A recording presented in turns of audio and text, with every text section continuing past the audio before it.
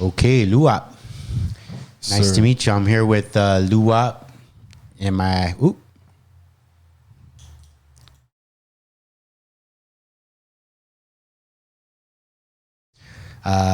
Anyway, thanks for you guys coming on. I really appreciate it. So, Luap, let's start with you, man. You just came in. You just, my guy Isaac here tells me you just came in. Where are you coming from? Kansas City. Oh, Kansas City. Yes, sir. And Yes, sir. what's going on out there? Midwest, man. Just Midwest life. Nothing to it. Yeah. Nothing to it at all. Great, man. Yeah. So, no rest. Just straight off the plane down here to the studio. I was telling Luap.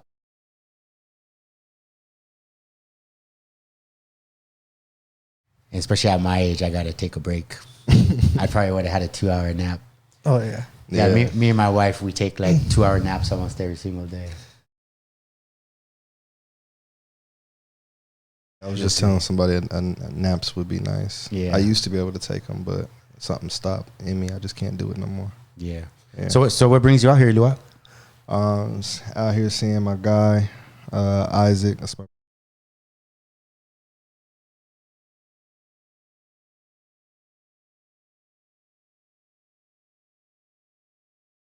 How long have you guys known each other? Where'd you guys meet? Do you wanna take it from here? You got it. Go ahead. You got it. So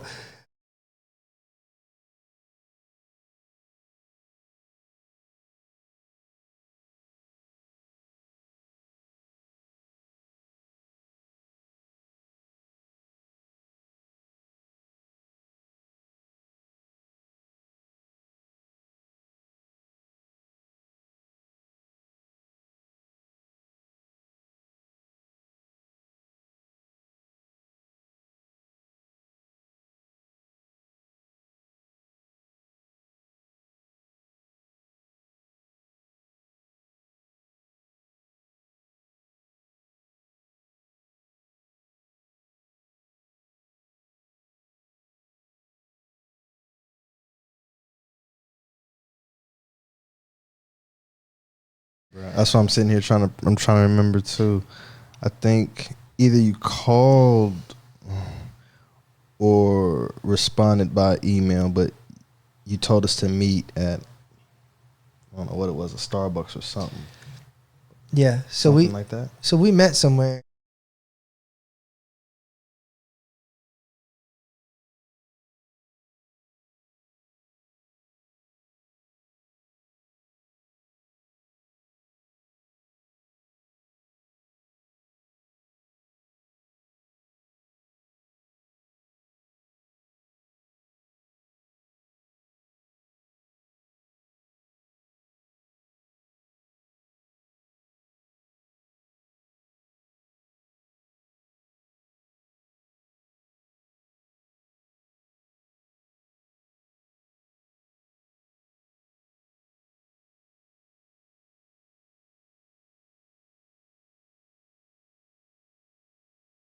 Right, you guys met out in Kansas City or out here? Here. So you just happened to be out here? Yeah. For a visit. Man, I had met a partner out here, met some friends out here, and they convinced me to come out. But you weren't living out here. How long was I out here? He might have been out here.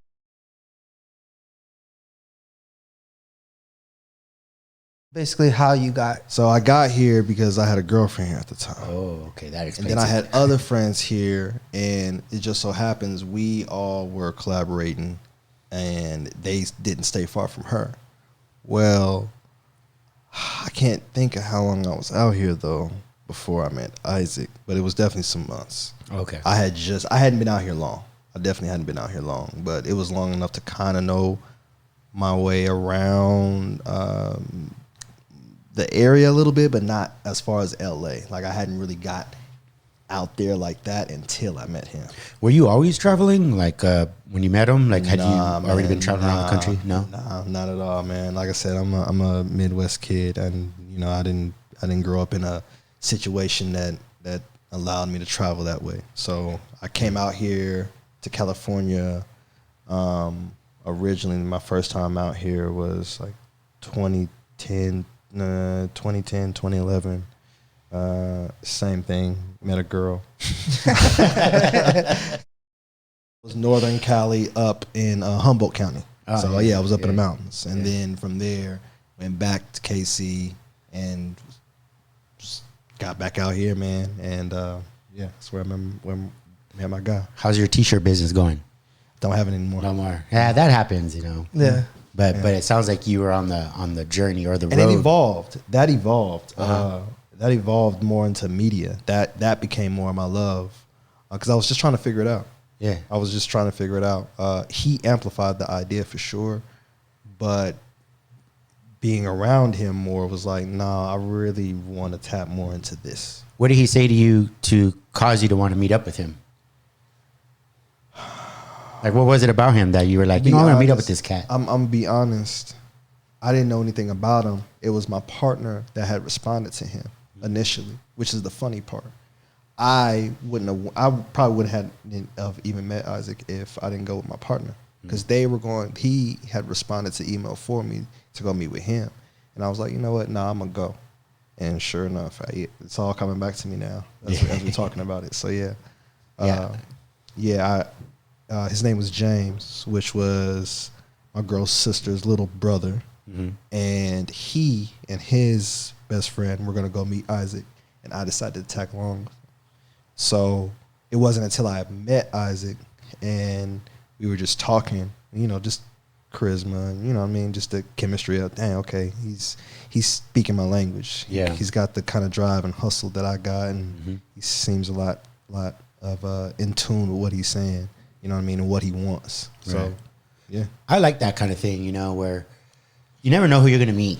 Yeah. And like when you leave yourself open to meeting new people or new adventures and stuff, like that's when like the doors really open. Yeah. I think, especially for myself personally, just talking from my own experience, when I have those days, which I don't have them very much anymore, when I rather just like watch some TV or somebody says, hey, you want to go here? And I'm like, nah. That's when the doors, they're not opening. Right. But I notice that when I'm just, even if I don't want to do something, if I just do it, 9 out of 10 times now, I meet somebody interesting or something cool happens. Yeah. So that's really cool that you had that idea in your mind. You know, I'm just going to go. And then you guys want to have this friendship, you know, that Yeah. you have. You know. Yeah, because I mean, at the end of the day, it's like, what am I out here for? Yeah. Why did I come out here? You know, I came out here with a purpose to really find myself.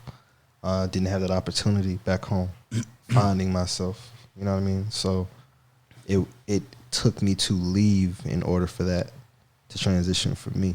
So what did you discover about yourself? Um, At that time, perhaps. Man, I discovered a lot. I discovered that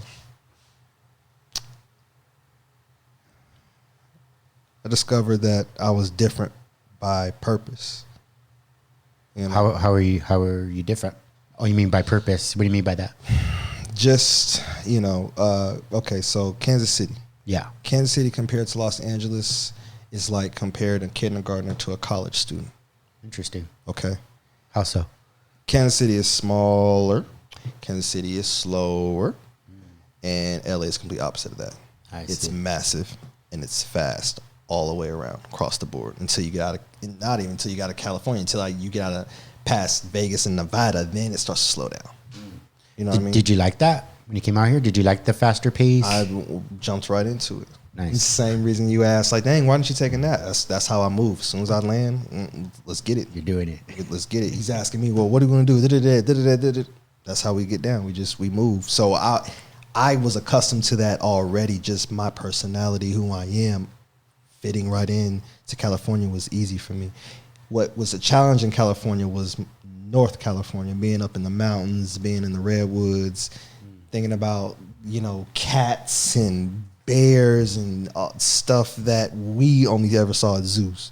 You know what I'm saying? Yeah. Like, you know, earthquakes, like stuff. You know, my first earthquake, you couldn't have told me that Jesus didn't just open up the sky and, you know what I'm saying, he just was coming back because I wasn't having it. You know what I mean? Like, I just wouldn't have tornadoes, easy. Earthquakes, ground's not supposed to move onto your feet. You can't convince me otherwise. Tornadoes are freaky. Yeah. Have you been in a tornado before? With my pops, yeah. Oh, wow. Yeah. What was that? What happened with that?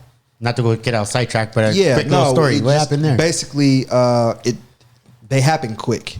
They can happen fast. They, you know what I mean? Like come out of nowhere? They essentially yes and no. We generally know that there's one coming. It's just a matter of where is this thing gonna drop down at, right? Right. And we were kind of caught in that situation where there's a tornado that's forming. It's nearby, and we just so happened to be there, and we hurried up, and my dad drove under a bridge, and just as we got on the bridge, that's when the tornado hit. No. And so we were perfectly fine, but my dad was worried because where we were isn't far from where mom was, and he was afraid that it might head that direction. So Yeah, 100%. he bolted the car, like he just took off while this thing is right on top of us.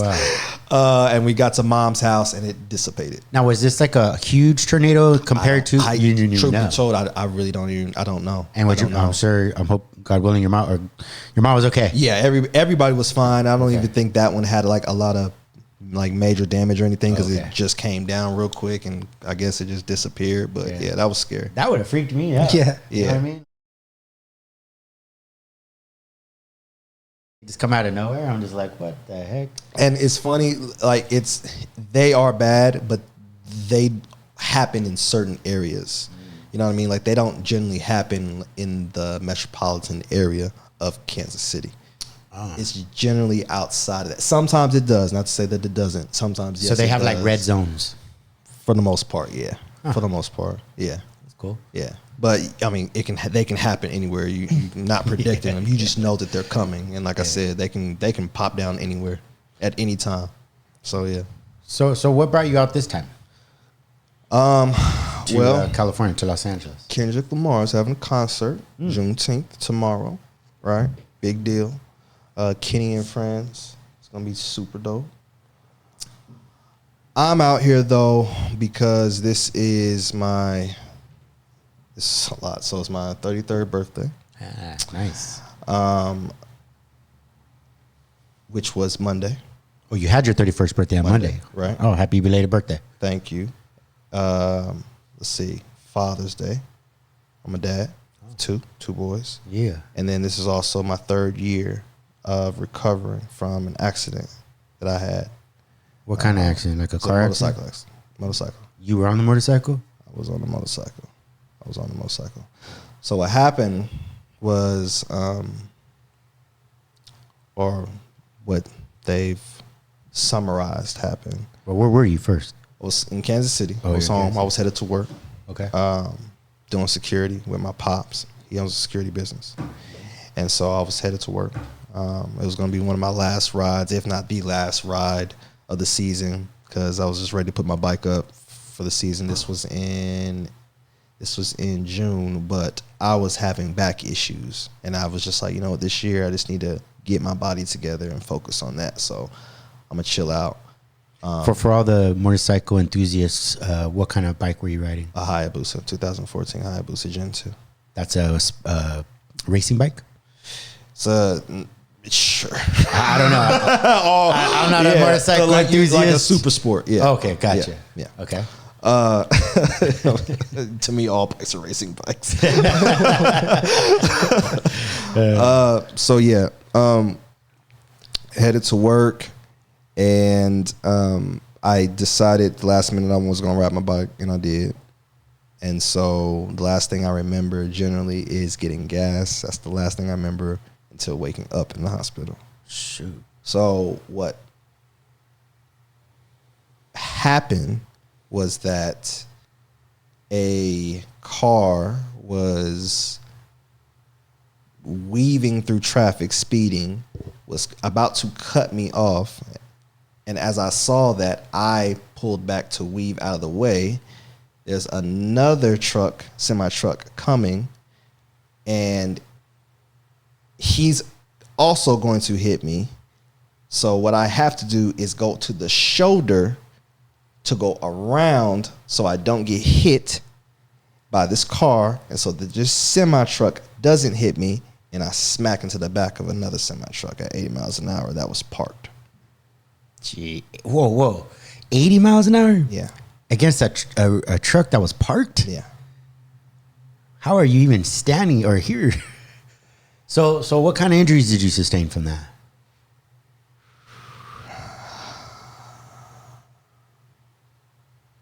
It's been a long time since I've even said this out loud. But aside from, let's see, a bunch of broken bones, little broken bones, shattered pelvis, they had to reconstruct that. 7 or 6 broken ribs, can't remember, collarbone broken, fractured shoulder, neck. Let's see.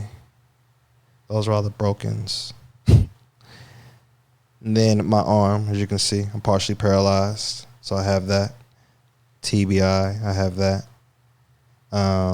What is TBI? TBI is a brain injury, basically traumatic brain injury, which obviously I suffered, but I had my helmet on. Kids, wear your helmets at all times, right? So yes, partially paralyzed, and then I attributed a disease called CRPS, it's complex regional pain syndrome. So I deal with nonstop chronic pain because of a signal that my brain is constantly sending that thinks that my arm is injured. So the initial pain feeling that we get, my brain is sending that signal saying, hey, it's injured, we're injured, and it's not. It's a rare disease. They don't have a cure for it. Most people don't know about it, and it's hard to prove that you have it. What was going on after the initial accident? You waking up. Where was your mind at? Like, were you feeling angry? Were you concerned, sad? What was going on in your mind? My initial thought waking up in the hospital was get out of the hospital at all costs. I don't care what they say. Get out of the hospital. Could you talk? Were you able to move? No, wasn't able to do a lot for a while. But by the time I got out the hospital, I could talk, couldn't walk still. I could barely even move this arm. What did the doctors tell you? Couldn't walk, probably wouldn't walk again, but maybe the surgery would be successful. Definitely not going to be able to move my arm. No, because they didn't do their job.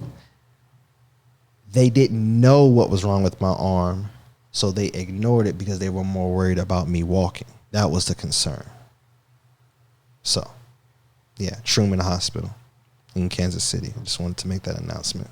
When they first told you that you're probably not going to be able to walk out of that hospital, you probably weren't going to be able to use your arms, did you believe them? Like I said, get out of this hospital at all costs. Okay. So you were determined, obviously. Absolutely. Had to be. Let's say that was the truth. I had to prove it to myself then. So my mentality was, okay, if that's true, then I'm going to have to be in this hospital for a long time. And we're not going to do that. So let's get out of here. Yeah. So, PT every day, therapy every day, everything that we don't want to do to recover every single day that you can do in the hospital every single day. I push myself. So you had a positive, I guess you could call it a positive Very, attitude. absolutely. Right from the get. Yeah, I had to. I knew that. I knew going into it, like I said, I had to just get myself out of the hospital. You know what I mean? Like, to move forward, let me get myself out of the hospital. Yeah. Let me just... You mentioned Jesus earlier. Were you a Christian at that point? No. At what point did you find God, if at all? I've been to church most of my life. Grew up Baptist denomination, Christian Baptist. But I dropped to Christianity a long time ago. I'm definitely a believer. I'm a believer in Christ. But Christianity is just not a title that I hold for myself. Okay. That's all. You care to share why or why what the thought is behind that? Yeah, for me, Christians have failed me. Is that what? Christians have failed me. The ones that I've were around have failed me completely. I know there's good Christians. I know there's great Christians and great people. But for me, I think a lot of people were hyper focused on Christianity versus a relationship with the Father. And it showed in the church. It showed in the church, you know? So, but, you know, not to take anything away, I absolutely love Christians. You know what I mean? I love all people. I respect all religions. I respect all people's beliefs and viewpoints, period. You know what I mean? Yeah. There's something I'm curious about. I thought about this a few minutes ago. I want to ask you. So you're in constant pain. And I was thinking about, man, if I was in constant pain, I'd probably be one grumpy son of a gun. Like, it'd be really difficult for me to put on this face of like, hey, everything's okay. I would imagine that because you're in constant pain, that you have to remind yourself, like put it in perspective for yourself so that you can maintain some type of cordialness. You know, I don't know if that makes sense what I'm saying. Mm-hmm. Yeah. Like how do you, what's your thought process with considering that you have this pain you're constantly going through, and that when you interact with people, like do you feel like you catch yourself just like, I don't know, being rude or just being angry at people or short with people? No. And yes and no. Let me say this, yes or no. My temper is like this now. The dumbest, the smallest thing, you know what I mean? But I'm not a lash out type of person. You have to really get me to that point to see me angry. Yeah. Honestly, to answer your question, it's nobody's fault. I mean, yeah, I could blame the truck driver. I could blame the car. I could blame. But that's not healing. Yeah. That's not healing. Being in pain shows you everywhere else where you're hurting. That's the strange thing about pain. It identifies your other pain areas, not just physically. You know what I mean? Emotionally as well. You have to be able to recognize that. What is painful is patience. I have to be patient with you because you might think I'm in pain because of the arm, but you don't know where my actual pain is. I could tell you, yeah, my arm hurts. It looks obvious to you, but it's not obvious at all. My arm is fine. You can touch me, bump me, punch me, hit me. It's fine. That's not where my pain comes from. You know what I mean? So having to explain I'm in pain, like to Isaac, and not Isaac himself, because this is a bad example, but to a friend like Isaac, if I say I'm in pain and I'm his boy, he's gonna, you're all right, but he doesn't understand the severity of the pain that I'm talking about.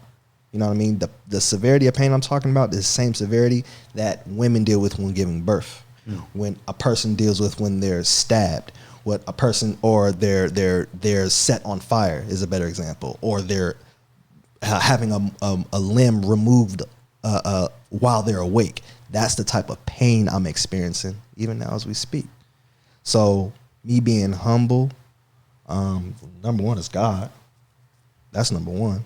Having him in my life, having that foundation to be able to fall on that and lean on that and say, you know what, obviously I can't do this by myself, so show me everything that you can do if you love me. That's what he's done from this point on.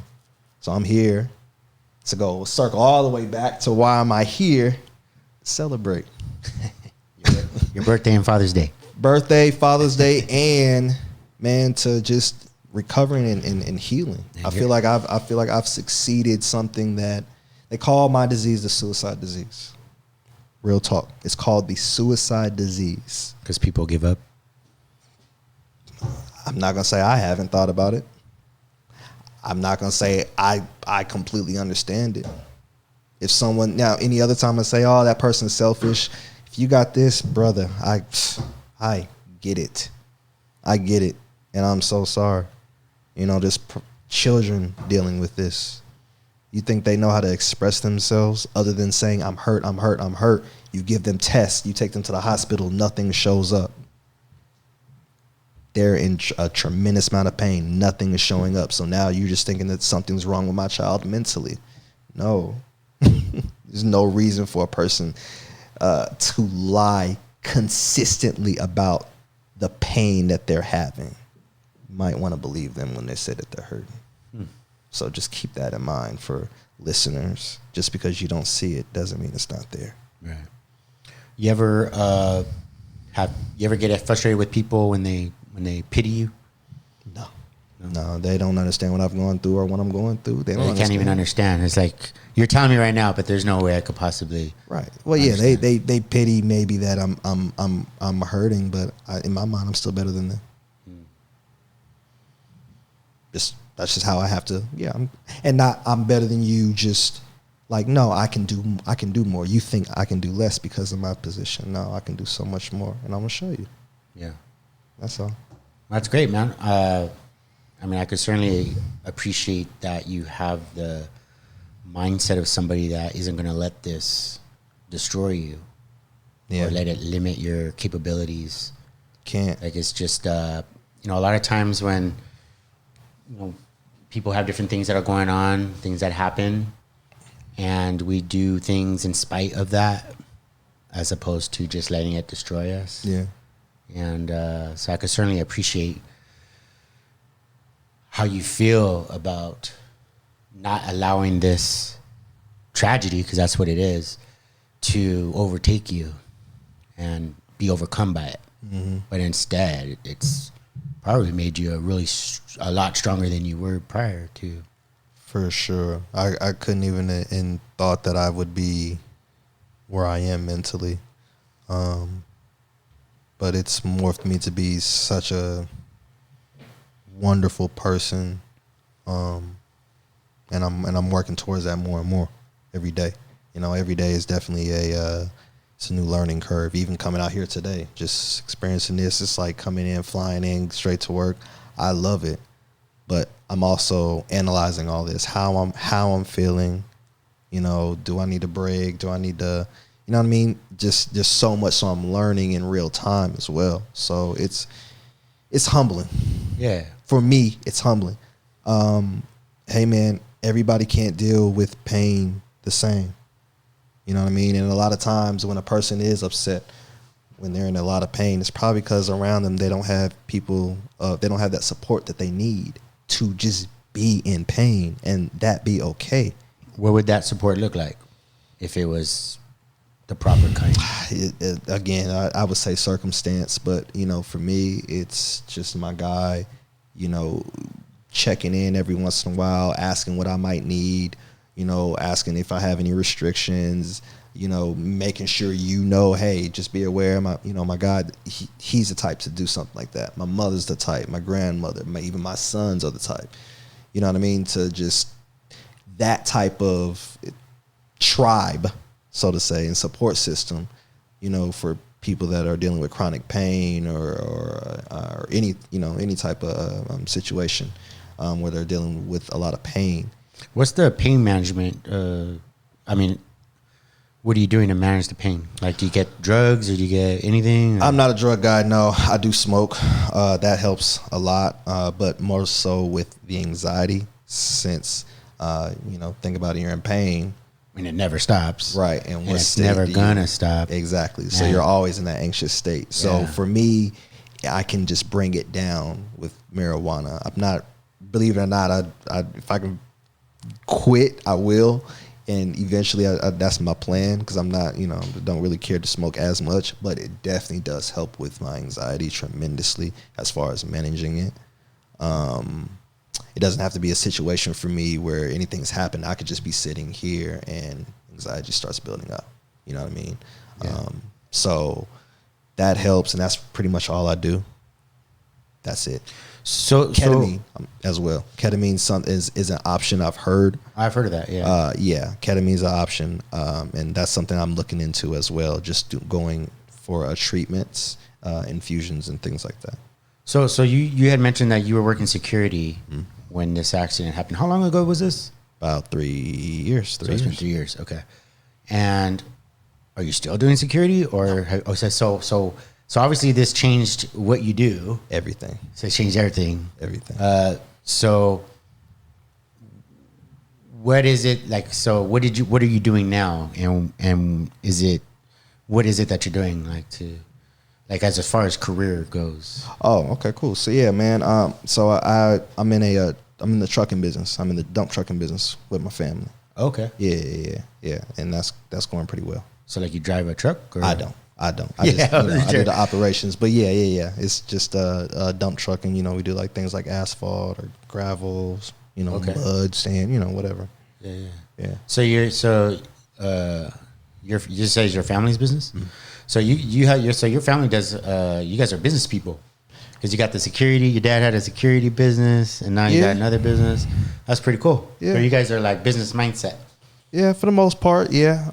I'm as in my family, I'm definitely the top for sure when it comes to just business entrepreneurship. Yeah, I'm number one guy. But I definitely, I'm not gonna say necessarily the family, more so just kind of people I've been around and raised by more so. But yeah, for sure. Yeah, this is your dump trucking. Yeah. Oh, okay, cool. Mm-hmm. Yeah, because in my family we're W-2.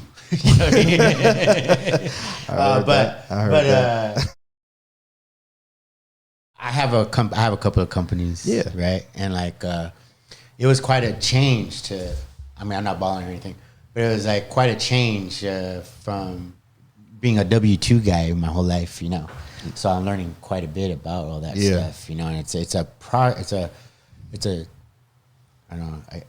It's one of those things where if you're in business and if you're taking it seriously, there's a lot of growth from that. And so I enjoy a lot. It's one of the things I talk about a lot on my podcast, which is just taking action, having a good attitude, and gratitude. Absolutely. And having you on here, makes me feel more gratitude. Yes. Grateful for the little things not being in constant pain. Yeah. It's the little things we take for granted. You know. And but see, me as well. That goes back to me being humble, because it's a blessing to be able to experience both. I can say that being in my shoes. God, I hate being in pain. It is the worst. That being said, I know what it feels like to not be in pain constantly. You know what's strange? I'm starting to forget what that feels like. Huh. Because of that, and because I'm able to, I'm finding my quality of life now. Yeah. I was in search of the quality of life without being in pain. I'm finding my quality of life now. Because you're forced to think about that, I suppose. Yeah, I had to. It was really right in front of me. I just wasn't grabbing it. And being in pain just makes you focus. You have to focus. You have to focus on not slapping the hell out of somebody. You have to focus on not just going off on someone. You have to focus on not being a bad guy. You have to focus on not being, you have to focus so much on your emotion and all of these things. It causes, I feel like I grew up again, honestly. I feel like I grew up again. After the accident, who I was passed away, someone else was completely born, and that's who you're seeing now. It must. Yeah, there's no way. But it's fantastic, man. Yes, it sucks to be in pain. It's terrible, but I'm blessed to be in this position because now I can speak for the people that are in pain, because I understand now what it means when someone says, you don't understand, but I'm hurting. I had a girlfriend, ex-girlfriend. She had lupus. She would tell me all the time, and I would see it sometimes on her body, these welts and bruises and things, and she, you couldn't hug her sometimes and things like that. I did not understand it. I did not understand it. I thought I did. I did not understand it at all until I have this, and now I'm like, I totally understand what she was saying now. I totally understand what she was saying. So Yeah, man, being in pain, definitely don't recommend it. No. No. But for me, and you know, for others like me, I'm sure it's a tremendous. You can turn it into a blessing. Absolutely, You can absolutely 100%. turn it into a I mean, blessing. I'm not going to sit here and tell you I could understand the physical pain that you feel on a regular basis, but there's different types of pain, Right. And people, some suffer more than others. Obviously, not the way you're suffering, but they're suffering in other ways. Where we get into these moments of, you know, self.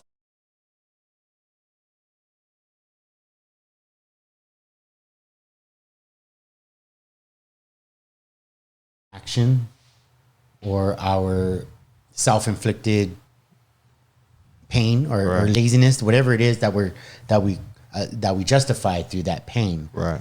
Our laziness, our inability to make progress in our lives, whatever it is. You know, having a good perspective, being able to work through that pain, is where growth comes from. I think. And many times people, and myself included, we see that pain and we just fall into self-pity.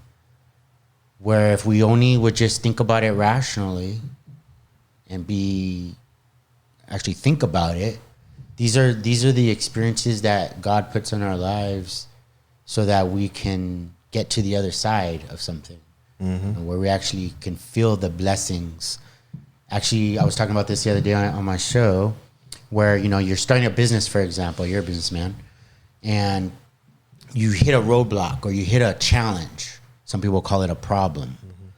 And you can either decide, you know what, I'm going to give up because it's just too hard, which of course isn't true. Or we could think about the problem, let the solution come to us, and then take some action. And then once we solve that problem, and if you know, if as long as I solve that problem, I'm going to get to this kind of for lack of a better terminology, like a golden state, where I'm going to experience this good feeling for a while of accomplishment and progress. It's what's his name? Tony Robbins is the guy who says, and there's different people say different things, but Tony Robbins I heard once, he said that to have happiness, you have to have progress in your life, right? And I think it's true, but it's temporary, right? It's kind of like a drug. You got to have regular progress in your life in order to feel that again, which is fine. But there's other ways of happiness, and I'm going to touch on this, and I'm going to put it this way to ask you the question. The Dalai Lama once said that you find yourself when you lose yourself in the service of others.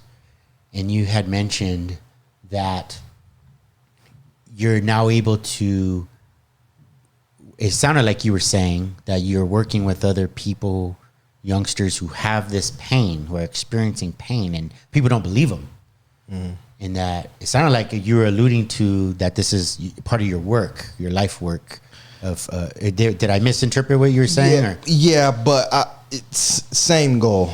I'm not working with anyone directly, because again, it is rare. There are groups out there.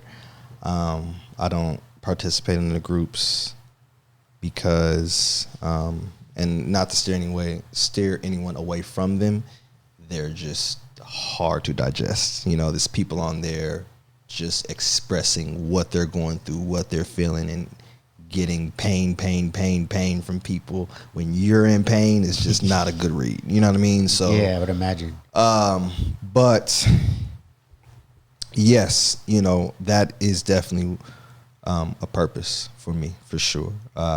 It might even be the purpose, but complex regional pain syndrome, CRPS. It has a bunch of different names. I'm gonna say it one time. They call it CRIPS. Okay, CRIPS. Don't know why they chose Crips, but they call it Crips. Yeah. Okay, like Crips, but Crips. The color for CRPS is orange, and if you've noticed me, I wear orange every single day. I was diagnosed. I wasn't diagnosed with this immediately. I was diagnosed with this about a year and a half after. So I was just going through this pain, and they had no idea what it was. So in that first year or so, you thought it might go away? No. No, you didn't. No. The first month, I thought it would go away. And that's because they told me, oh, it's your nerves that are damaged, because I had a brachial plexus injury, which is another reason my arm is the way it is. Yeah. They were so focused again on the legs, they didn't give any real attention to the arm. You know what I mean? So I'm telling them like, it doesn't feel to be getting better, but nerves take a long time to heal. You know, it could take up to 2 years to heal, blah, blah, blah, blah, blah. Oh, okay, this is a nerve thing. No, it's not a nerve thing. No, it's not a nerve thing at all. So they ignored it. They said, you know, well, it's nerves, it takes time. And I'm like, okay, I still can't lift my arm. Y'all talking nerves. I'm still dealing with this pain. Y'all are talking nerves. What's happening with me? Why does it still feel like day one injury? Why does it still feel like when I woke up in the hospital, and this is a year later, I'm telling them this? Nothing changed. Yeah. That's got to be frustrating, not getting the answers that you need. It's being frustrating. Yes. Not knowing what happened to you, and no one believing you when you say you are in pain. It's absolutely that you talk about angry. Yeah. Talk about rage. Yeah, that'll do it. Jeez, man. That'll do it. Yeah. But, you know, my mother, she's the one person that saw every step that I took. And even she knew something wasn't right. You know, I'm screaming at the top of my lungs, or waking up, or in the middle of the night screaming. You know what I mean? Yeah, it was a terrible experience, man. Yeah. Whole year and a half, I had no idea what was happening with me. And so having that diagnosis was a huge relief. But then to now know what you have cannot be solved, that's a whole nother barrier. So that's the thing with pain. You just have to keep, it's a barrier. You just keep breaking through. Just think about,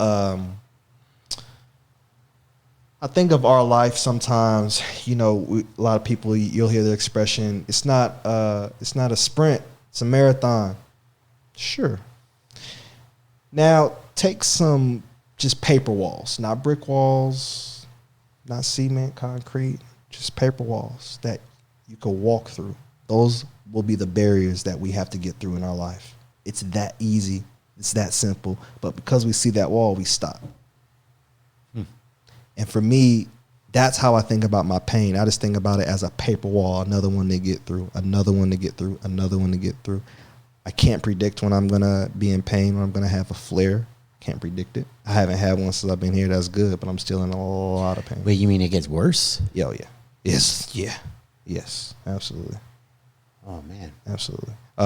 Weather can affect it. Temperatures can affect it. The earth literally can affect it. The moon might even affect it. Hanging out Atmosphere. Hanging out with me too long could probably affect it. Yeah. I annoyed the hell out of my wife. I couldn't imagine what I do to you. You know, the only thing I could think of that might be almost as tough as what you're going through is what your mom might be going through, having to watch her baby be in such pain. Because I know that as you were explaining this, I was thinking about my kids and how traumatic, how hard it would be to watch my child suffer. You know, God bless your mama, man. Yeah. She has to watch that. Yeah. It's gotta be really tough. Maybe it is for her. I'm in the beginning for sure. But now, I think it's still tough for her. I think it'll always be tough to see that, you know, my son's arm. Yeah. You know what I mean? Or to know, hey, my son's in pain. But on the flip side of that, what she sees now and what she's going to continue to see is her son is happy. Her son is growing. Her son is loving of people and loved by people. You know, her son is changing lives. Her son is, you know, changing his life. Her son is going to be okay. Yeah. Amen to that. Amen to that. And it's I all think- about the glory of God. Absolutely. Straightforward. I could not have done this without having that foundation and having that relationship. And I'm still building. You know what I mean? Like I'm still just a lot of work to be done. Let's call it what it is. Sure. But hey, man, you know, Jesus is king. Amen to that. Yeah, amen. I have an important question, and I'm asking you this question because a lot of people hear it, but they don't necessarily know how. And I guess everybody does it differently. You mentioned a few times, you know, having a relationship with Jesus and the Father. Assuming you think about it that way, Father, Son, Holy Spirit. How does one, I know, and I'm sure that you would say there's many ways, but what's your way? How does one have a relationship with God? Especially since I would imagine you've had time to really think about it. I just had to talk. I just had to talk to him. Just like I'm talking to you right now. I just had to just talk. And I've said everything that you could and should not say to God. Straightforward. Like, said everything. He's gotten everything from me. And that's when I knew, like, okay. And he responded. It's how I can't, it's so hard to explain, but he responded. In so many ways, man, than one. And some I can share, but I won't. And others, he's just people around me.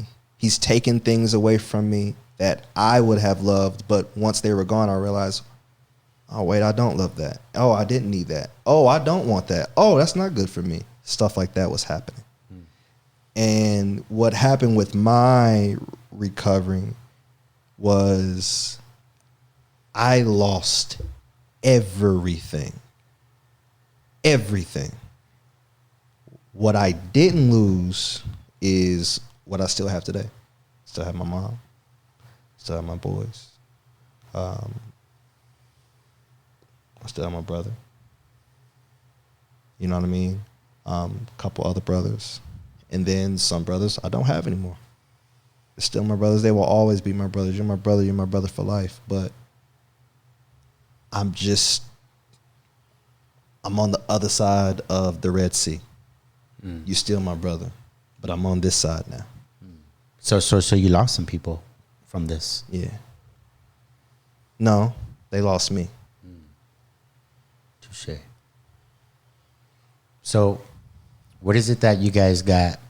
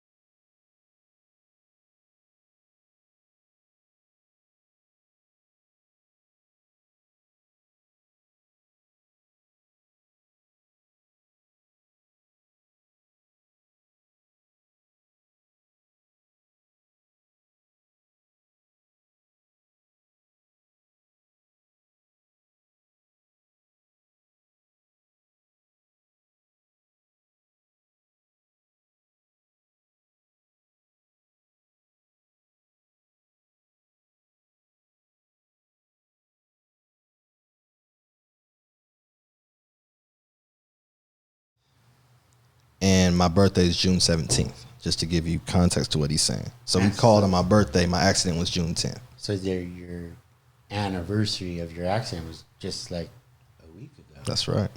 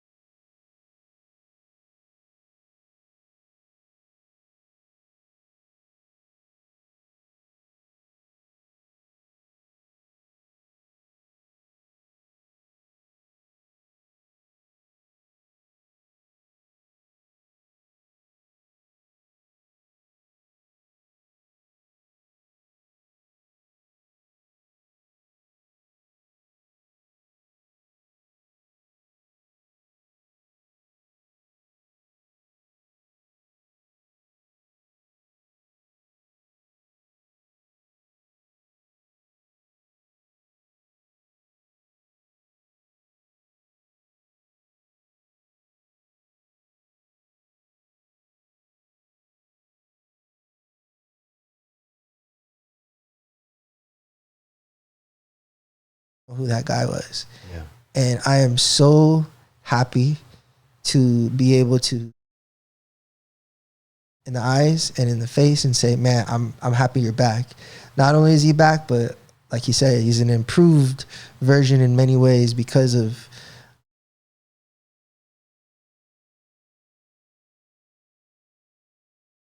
you know, it's it really puts perspective in what you were going through Yeah. in those first weeks and months.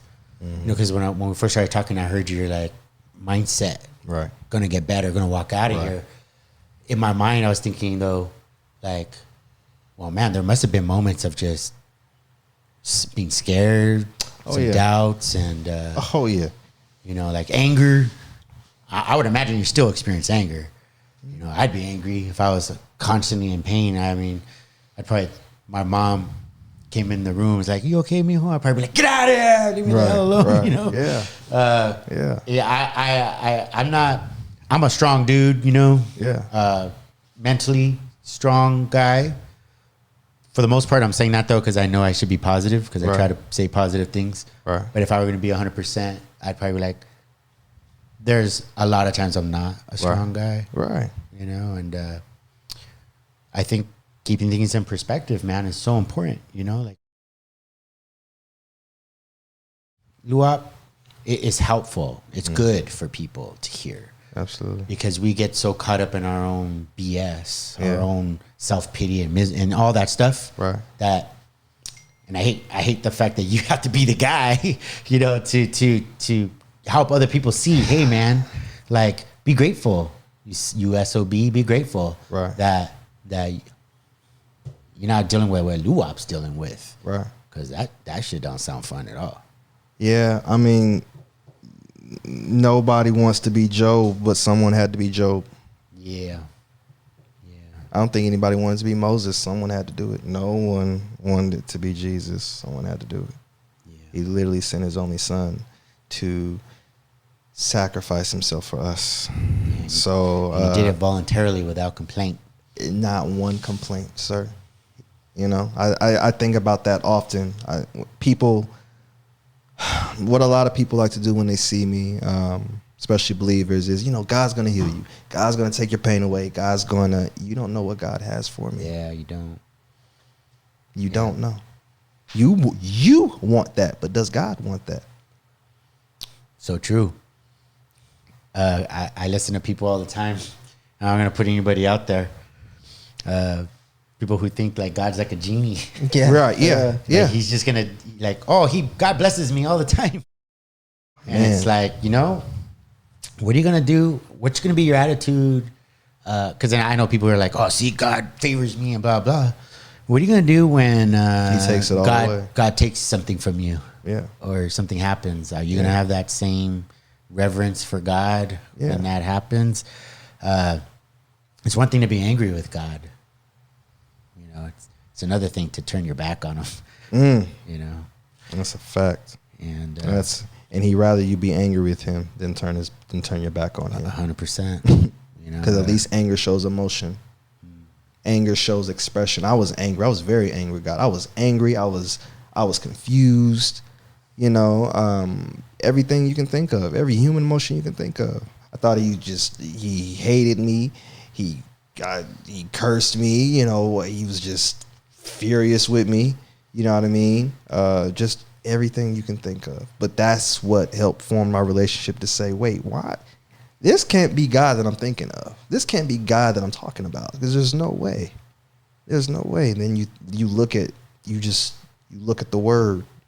You know what I mean? You look at the history. You look at the love that's in place. Like, yes, this hurts me. I don't think he's happy I'm in this position. I don't think he wanted me to be in this position. I don't think he did it to you either. And I don't think he did. Thank you. No, he didn't. You know what I mean? He saved me. He saved my life, literally. I am not supposed to be here. No one survives the accident that I have to prove that point. The exact same day, in the exact same moment, about a mile away, there was another motorcycle accident where the gentleman had died on the same highway. At the same time? Yes. Don't know the guy. Don't know anything about him. That's crazy to think about. Yeah, it's very crazy to think about. But based on stats, motorcycle versus semi versus any truck, semi wins every time. Dude, you hit a wall. Every time. And you're going 80 miles an hour. That's insane that you're even here. That you even have all your body parts. Yeah. It's like nothing short of a miracle. Yeah. I mean, Nothing short, man. So, yeah, I definitely give all the glory. Yeah, he's worthy to be praised. Facts. Amen to that. Well, Luap, man, I appreciate you coming on the show and Thanks, man. sharing your story, this man. Is dope. This is dope. How long you been doing this? I've been doing this since February 5th. Okay. You know, when I bought this podcast stuff back in 2020, Okay, during the pandemic when it started. Yeah. Okay. But I didn't have the courage to. I mean, I put out a couple of videos of like some UFC stuff. Right. You know? Right. I kept getting red flagged because Oh yeah, you know, you're using not, the copyright. Music. yeah, copyright.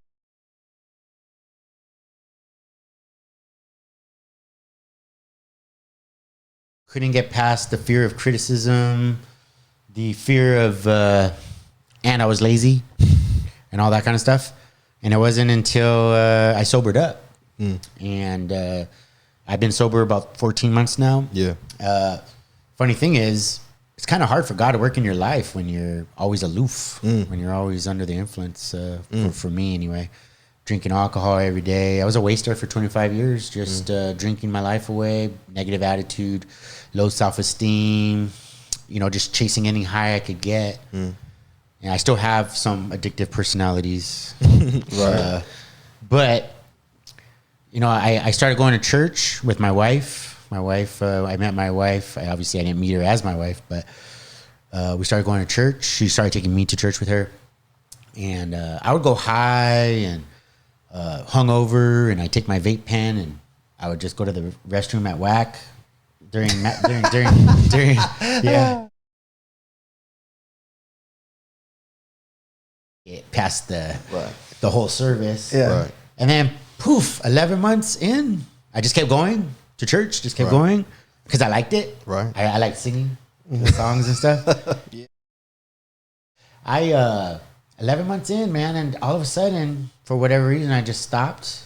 Well, I know why. It was God. I had asked God to sober me up for 25 years, man. Probably, yeah, about 25 years asking God every day, please take this from me. Please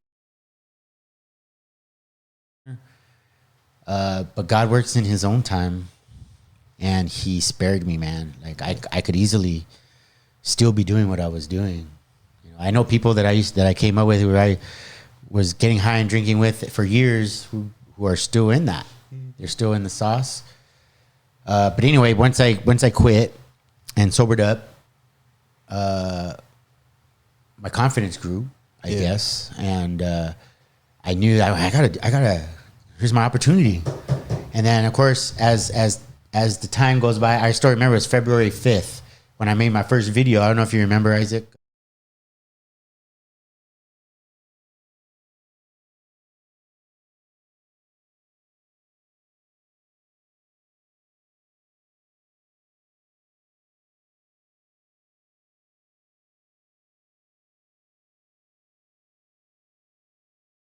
Because I kept falling asleep during the day because I was waking up at 3 in the morning, you know. But then I started making this, and it started off a little rough, and it's still rough. It's still mechanical. Still learning. I still haven't even figured out where to place all the cameras and everything. It takes time. It does, and it takes consistency. And now I'm making full blown commercials for my company. And I was at the this resort this last weekend with my wife. It's just her and I, and I was in the gym. And I something came into my mind, said, you know, make a short video for your company, like just say something. But you know, there's people in the gym, and I thought to myself, just do it, you big wuss. Right? Like, who cares? People are watching. Who cares? That's right. And I did it. I was like, hey guys, it's your boy Dre. No, I didn't say that. I said, anyway, I made a short little skit, short little script right there on the spot. Right. It was real short. It's good. Saying like, you know, Legal Doc Guy is the #1 growing legal document preparation company in California. Don't leave it to chance. Call Legal Doc Guy today and get a free quote. Something like that, right? Right. And I said it in front of all these people, you know, like 5 people, whatever. Right. And I was like, yeah, I felt good. I got the footage, and I overcame the fear of being criticized or people laughing at me. And that just propelled me into the next day, where I got a bunch of videos by the pool. I had this idea where my wife goes like this, is that Legal Doc Guy? So she's by the pool out in her bikini or whatever, and she has her glasses. I make her do that. I took like 20 shots of that. And then I got video of me coming out of the pool. And, you know, I'm a little chubby, but I don't care, whatever. Because it's funny. It's supposed to be funny, you know? People who see it are supposed to laugh like, oh my God, look at this dork. And I realized, like, I do that because I want to overcome the fear of criticism. It's a real thing that keeps us from doing things that we know we can do in theory. Right. But I'm all about just being about it. Don't let nothing, be fearless. And I part of what my show is about, this show, this Dre Bee Rambo Show, is about trying to persuade people that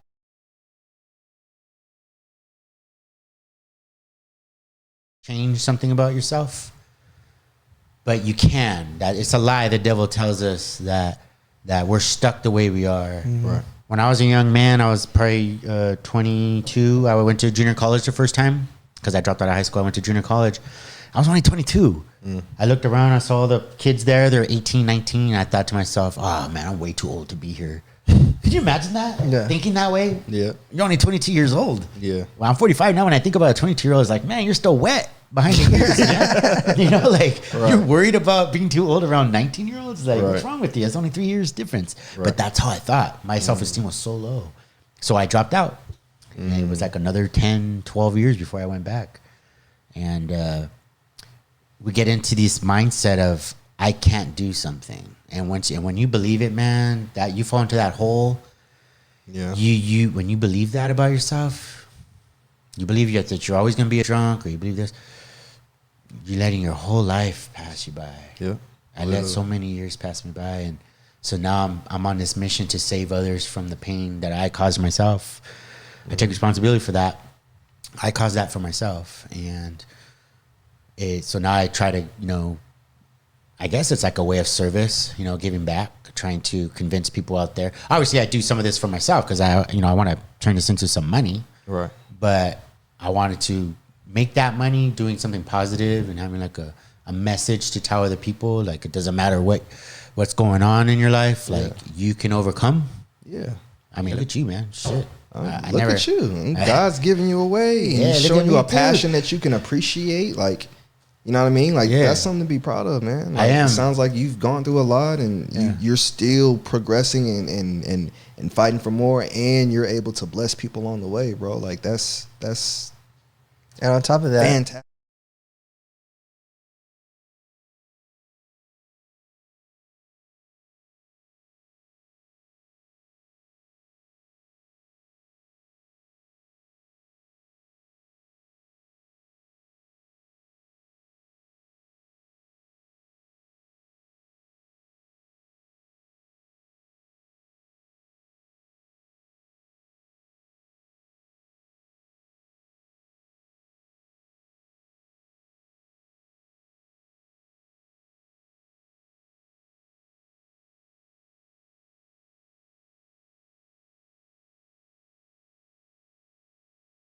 That was one of my biggest problems growing up. Was just I learned to be a quitter very young in life. It started with Pop Warner football. I was probably 6th grade or something like that, and I was a chubby little guy. And I told my mom I wanted to quit during Hell Week, I guess. And I remember my brother was like, "Don't let him quit, Mom." And I was like, "No, I just can't do it. It's just too hard, too hot out here." Right. And my mom was like, and my mom, of course, was like, "All right, son, quit." And you know what? That was the first, but it wasn't the last time I quit stuff. Right. And it carried in all the way into my adult years. Right. So now, because I'm self-aware, I guess you could say, it's really important for me not to quit. And I'm still on this journey of developing the winner's mindset. Right. And in a way, this show is people are on the ride with me. Yeah. Of learning that. And That's I'm hoping dope. to inspire others to do the same. Well, let's make it big, baby. Let's do it, right? Yeah, let's make it big. Absolutely. For sure. Yeah. I really want to see a lot of success, a lot of growth in all of us. Yeah. Because I think community, building stronger community is so important, especially these days. You know, my wife, when I first met her, she used to talk a lot about weak men. Weak men. I used to get kind of mad. We're like, "What do you mean weak men? Like, what are you talking about?" And I would get all defensive and stuff. And then I started noticing, man, maybe she's right. Maybe there is something wrong here. Yeah. Something's missing. Sometimes it could be a dad or a positive role model or whatever it is.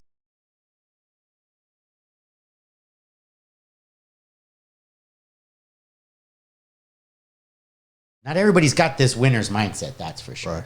Right. But everybody can.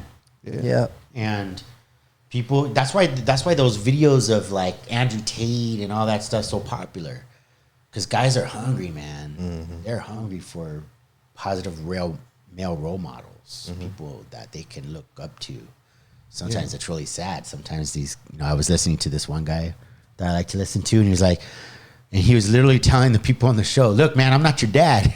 It's like there's guys out there looking for a dad, you know? Right. It's really sad. And I can't say that I'm not one of those people. Yeah. I remember maybe 10 years ago, I met some dude. I don't remember how or what his name was, but I remember kind of having this reverence for the dude. And then he's like, "Hey man, like I don't need you to kiss my ass." And then I was in retrospect, I was thinking like, man, I was like really hungry for like some male role model, you know? Yeah. Mentor. Like a mentor. Yeah. But I just didn't know how to not be annoying, I guess. Yeah. And that's how I know, like, hey, that could really happen. There could be young men out there who are just so desperate for male role models and just somebody to tell them how to be a man that, you know, they forget themselves. And or they don't know how, because no one's teaching us this stuff. Not everybody. I mean, obviously there's some people who have dads who do a good job. That's why we have Father's Day and stuff. And there's people who have dads who don't do a good job. Dang, that's right. That's in right. the same household. In the same household. Yeah. So, yeah, we got to normalize that too, because that's just not a conversation that has. Like, a lot of the thing growing up was, you know, well, at least you have your father. Okay. Yeah, you sure about that? That might be the worst thing that had happened. Yeah. Straight up. Absolutely. That might have been the worst thing. And a lot of times for a lot of people, it is. Sucks. We don't want to say it. We don't want to have that conversation, but we need to have the conversation. Men have daddy issues. Absolutely. 100%. I've had daddy issues. Right. I was always angry. I know my guy. It's no game. Yeah. It's no game. Yeah. But one thing I told myself years ago, because my mom was bad mouthing my dad, I remember. And my dad was a provider. He provided. He wasn't around, but he provided for us. And I remember I watched this movie. I've told the story before, but I watched this movie called "That's My Boy" with Adam Sandler. Adam Sandler. And he, there's this scene when they're in the church, and of course, Adam Sandler's his real dad, but no one knows. Right. And he's bad mouthing his dad, and the priest's like, "Oh," and he has that Irish accent, Right. And he's like, "Oh, did your daddy touch you in the wrong places? Did he molest you?" And he's like, "No, nothing like that." He's like, "Oh, was he just a mean dad?" He's like, "No, nothing like that." And he's like, "Well, then why are you bad mouthing your father? Right. Spoiled little brat, And watching that, it made me realize, and I watched this movie years ago, and it made me realize, though, man, I was like, yeah, okay, like, your dad wasn't a perfect dad, dude. Don't ever badmouth your father. Like, I'm not saying I never have. I have, especially when my mom liked to get on about my dad. Right. But I remember telling myself, you know what? Don't ever do that again, because, my dad was a good dad in the sense that he provided for me. He took me places here and there. Right.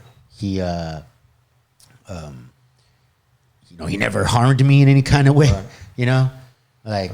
And one time I did confront him, and I was just, "Hey, man, like, how come you never reached out or hugged, not hug me, but why didn't you ever reach out? Why don't we ever talk or anything?" Right. And he was just like, "You know what, man?"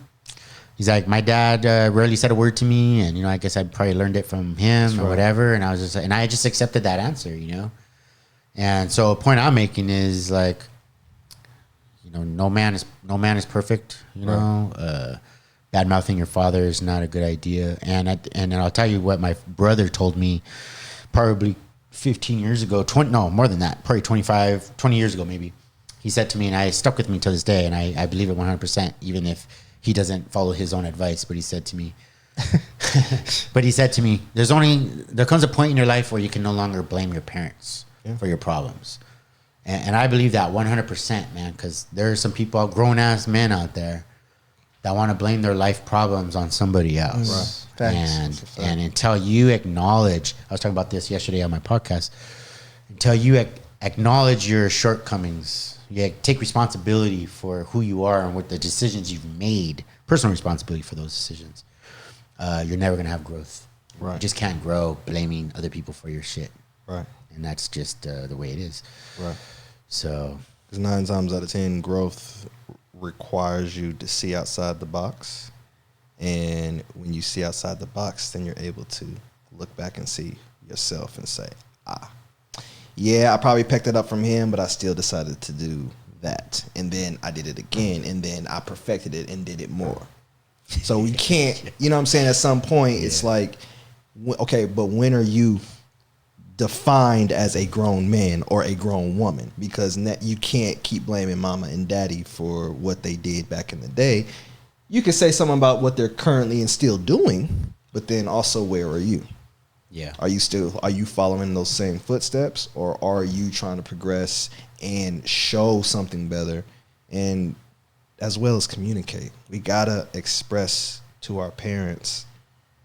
Like the other day, I had a conversation with my mom. "Hey, mom, I want you to know I love you." Let's start with that. You've done things in your life you probably didn't realize that hurt and affected me.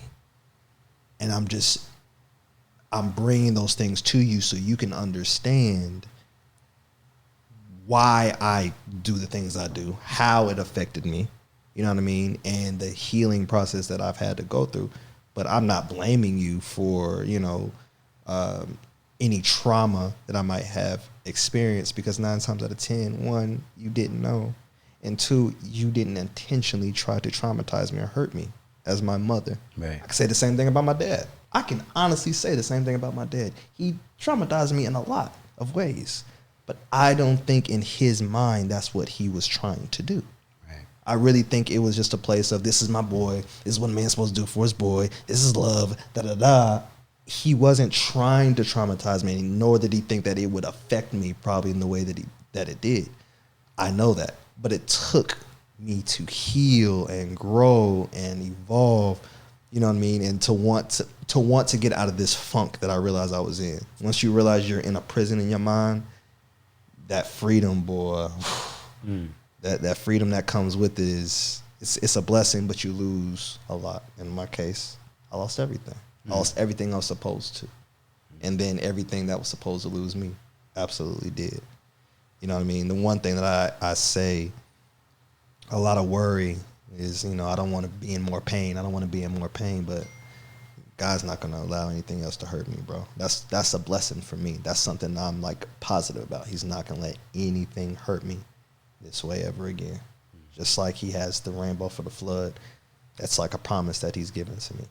Like, and I believe that. I totally believe it. I totally believe it. And he's been showing me that.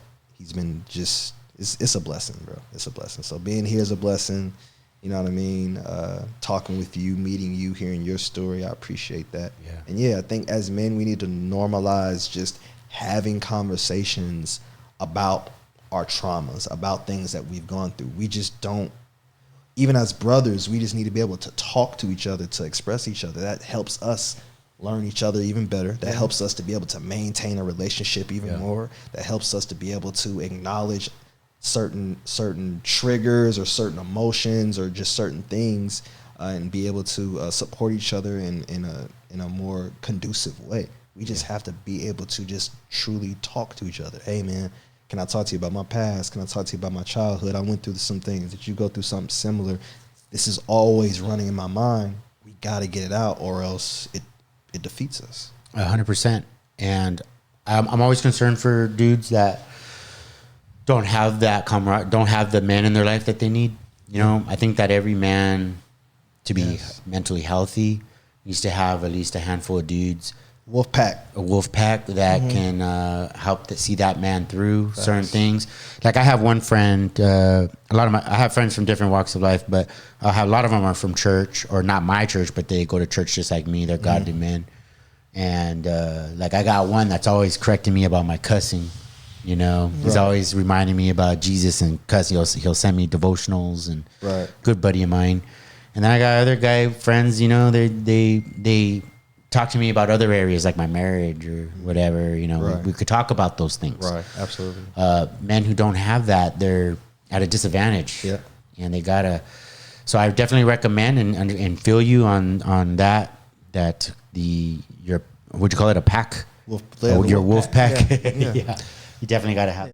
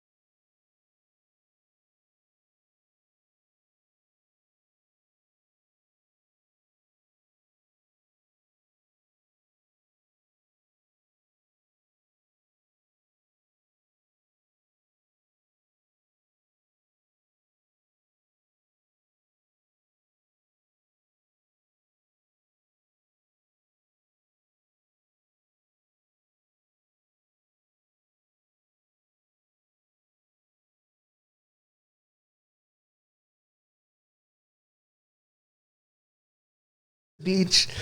So she had dropped.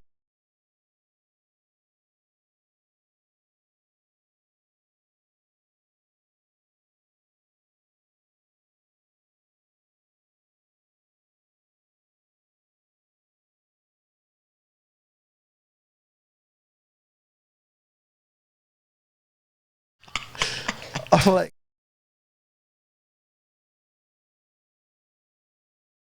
You should have known. That's why you called. so Called because So you can feel that. you want to know what I said, Paul? You want to know what I said? What'd you say? I was like, so you mad? Oh no!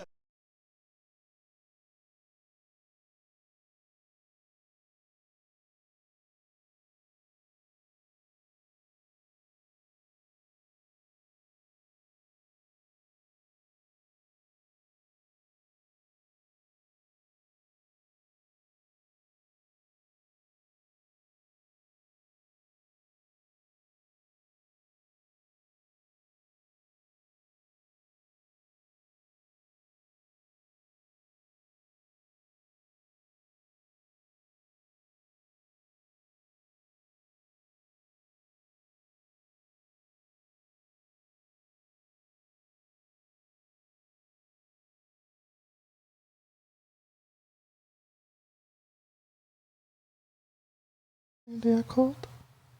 Yes. We gotta talk, bro. After So, this. so What did you say? he said, "Is this the same day I called?" Yes. Yeah, we were on the phone. Okay, go ahead. So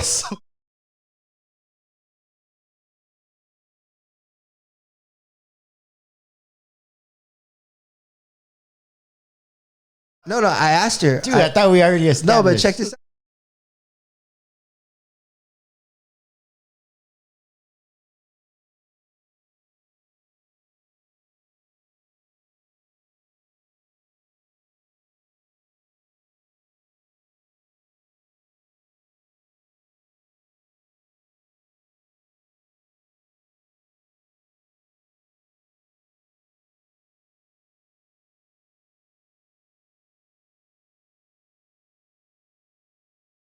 But I can't imagine that making any ounce of a difference. No, but it did. I'm gonna tell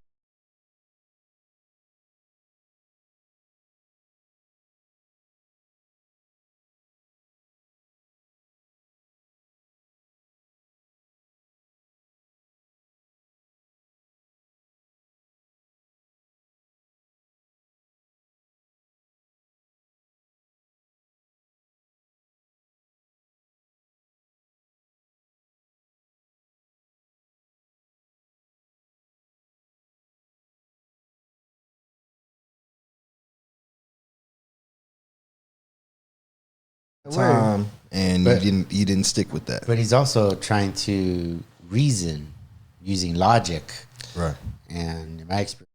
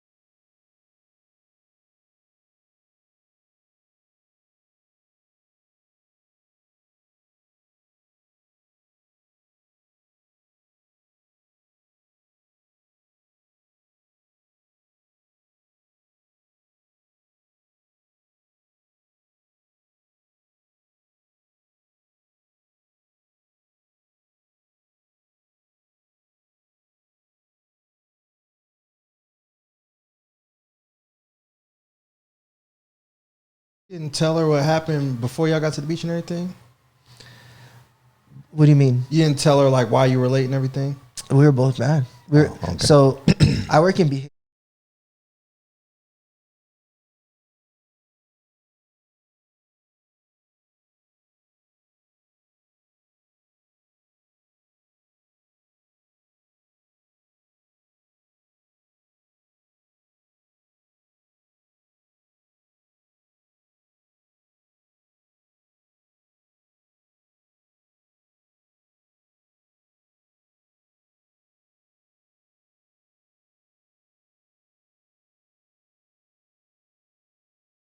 Just wanted to I'm share. gonna remember that when I go home right now. Yeah, there ain't gonna be no baseline, but now I know. Yeah. All right, guys. Thank you so much for coming on the show. Thank you, I man. appreciate it. In time for? Till Saturday this time. Oh, bummer. I'll be back. I'll definitely be Yeah, back. please do come back. For sure. I'm gonna be at Mammoth. I'm going to Mammoth with the church.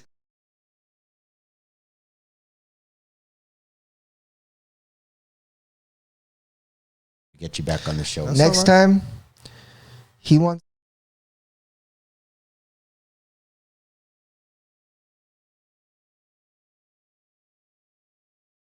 Absolutely. Hell yeah. And I want to see some fights too. I was telling him I want Yeah. to see some fights. We'll just let me know your limitations, and then we'll figure it out. Make it happen. Gotcha. Yeah. Yeah, wrestling. If there's anything you could do, it's wrestling. Yeah. But you know. Yeah, Anyway. absolutely. Absolutely. Thanks, guys. I really Thank appreciate you. it.